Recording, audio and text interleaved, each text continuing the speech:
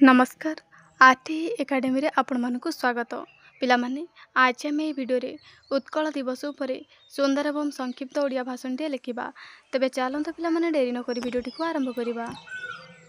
सम्माननीय आजिकार आयोजित सभार सभापति महोदय, पूज्य गुरुजी और गुरुमावृंद, मंचासीन विचारक मंडली एवं एठारे उपस्थित थिबा मोर सान बड़ भाई भौणी माने, आज हेउची एप्रिल मास 1 तारिख अर्थात पवित्र उत्कल दिवस।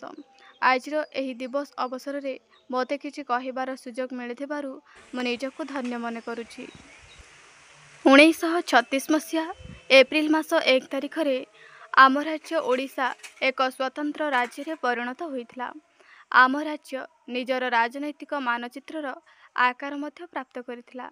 बंग और बिहार आम राज्यर अधा अधा अंश नहीं निज राज्य रे मिसई देबाकू चाहुथिले, मात्र आम ओडिशार वीरपुत्र माने यहा करिबाकू देले नाही।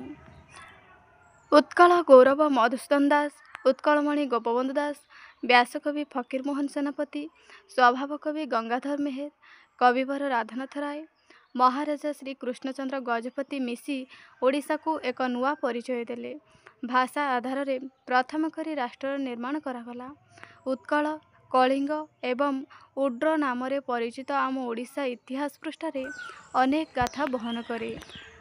भाषा वैज्ञानिकों मतरे यही उत्कल प्रदेशर भाषा सर्वपुरातन भाषा। तामिल भाषा परे एहा द्वितीय स्थान अधिकार करिछि।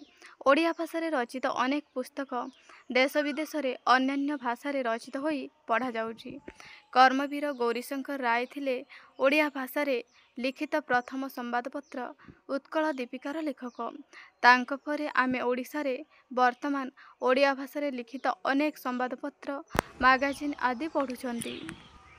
भाविल देखि थरे जदि आम राज्य गठन करा जाई नथांता तेबे आमे आम भाषा को भूली जाई थांते, बिहार एवं पश्चिम बंगर अंश होई रही जाई थांते। यह कौन भल लगी थांता कि आमे वर्तमान आम निज राज्यर अंश। प्रत्येक ओडिया गर्व करिबा उचित कि आमे ओडिया भारी बढ़िया, आम भाषा सबुठु बढ़िया। मु मोर एही उत्कल मातार कोଳରେ जन्म नेई निजको गर्वित मन करुछि। मो मातृभाषा रे कथा हेले मो अधिक खुशी अनुभव करे। तेणु एठारे उपस्थित समस्त शिक्षक शिक्षयित्री, अतिथि अभ्यागत एवं मोर सान बड़ भाई और भौणी माननकु मो एतिक अनुरोध करुछि कि आजिर एही पवित्र दिवस रे आमे समस्ते मिसी शपथ नेबा आम राज्यर भाषा को सर्वदा उच्चारी रखिबा एवं आम राज्य को प्रगति पथरे आगेई नेबा। मो एतिक कहि मोर वक्तव्य समाप्त करुछि। पिलामाने भिडियोटी को लाइक करदब, सांग मानक सहित शेयर करनब, चैनल रे नुआ थिले चैनल को सब्सक्राइब करदब।